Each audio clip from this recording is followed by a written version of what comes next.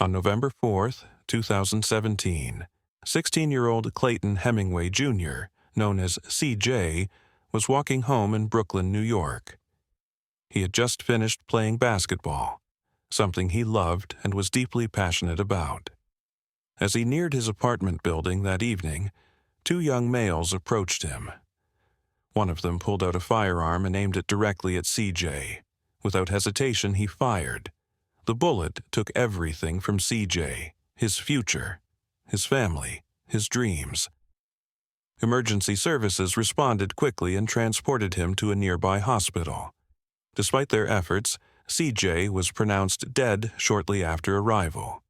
His life ended in a moment, and with it, the hopes he carried for a future in basketball, education, and beyond. CJ was only 16, with his entire life still ahead of him. He had plans and the motivation to achieve them. The sudden violence shocked his family and community, leaving behind a void that could never be filled. His funeral drew over 500 people. He was buried in a money green casket, a symbolic color chosen with care. Those who knew him best gathered to mourn the loss of a bright young man taken too soon. No motive has ever been confirmed. No suspects have been charged. Nearly 8 years later, the case remains unsolved. Clayton Hemingway Jr. was born and raised in Flatbush, New York, a vibrant enclave of hopes and dreams. The middle child of Deion Boyd's 5, CJ grew up with 2 sisters and 2 brothers. He loved the game of basketball. It wasn't unusual for CJ to go play ball and spend hours at the court. As a toddler, CJ's father surprised him with a mini basketball hoop for his birthday. There was a spark, Deion recalls, and that spark would ignite into an all-consuming passion. Around age 6 or 7, Deion enrolled CJ in a youth basketball program run by Coach Lloyd. He was very coachable, his mannerisms, his sportsmanship. He was a leader. He got along with the kids he played with and the kids he played against. He didn't get into fights. There were no problems from him. Coach Lloyd witnessed something rare, a 6-year-old who'd fall asleep clutching a basketball. He had a sweet, sweet jump shot. He could throw it in the net without hitting the rim. CJ played for Coach Lloyd until age 14, then secured a spot on his high school's varsity team as a junior point guard.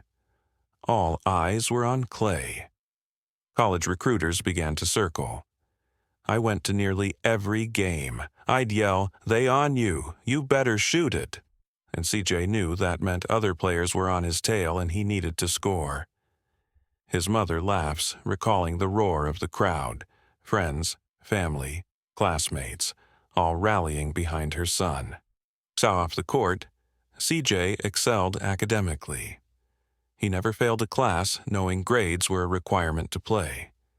He balanced school with basketball and a part-time job helping his older brother Dory at work. CJ had a lot of life to live, a lot of potential, and his life was cut short.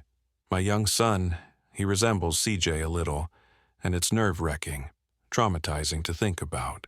And that evening, CJ left the court carrying only his backpack and a head full of dreams.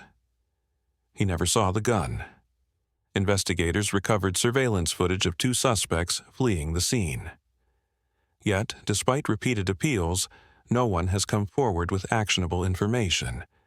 Nearly 8 years have passed. Crime Stoppers doubled its reward, from $5,000 to $10,000 in 2021, for any tip leading to a conviction. Still, the lead board remains cold. CJ was laid to rest in a money green casket. Over 500 mourners packed the chapel, a community in tears. He will always be my basketball star. His mom was his biggest fan. A mother's heartbreak crystallized. Her child, gone too soon at 16. To honor his legacy, Deion and Dory established annual traditions, a memorial basketball tournament every fall, a vigil on the anniversary of his death, a justice walk through Flatbush, and a birthday celebration each November. Each tournament brings together old teammates and neighborhood kids. Diane hands out back-to-school supplies. Dory presents the MVP CJ Award trophies. Coach Lloyd helps secure the court. Dion is going to keep having this basketball game. She is not going to let it go at all. It's unreal that no one has come forth. It hurts us. The suspect is still running around, living life. The annual Justice Walk rallies police and residents to keep CJ's case in the spotlight. Despite the increased reward, no tips have come in, Diane laments, her faith tested by silence. How does a mother endure such loss? Diane found solace in support groups and in her faith. When I get overwhelmed, I say, I gotta sit down for a minute. Then I say my prayers and get back up. She urges other grieving parents to advocate relentlessly. CJ cannot tell his own story. She will do it for him. For those who knew him, CJ was more than a scorer. He was a teacher, guiding younger players, sharing drills, embodying sportsmanship. Coach Lloyd imagines that had CJ lived, he would have grown beyond his achievements on the court. If CJ were alive today at age 24, after college ball he would be a basketball coach too. That's the kind of young man he was. CJ's family holds out hope that someone, somewhere, knows the truth. That a memory of that night will spark a breakthrough. No piece of information is too small. Every lead is vital. For now, the streets of Flatbush remember CJ in basketball courts lined with chalk, in trophies engraved with his name, in hearts that ache at the sound of a ball hitting the rim. Clayton Hemingway Jr. should be coaching today, guiding a new generation, a natural leader made for the court.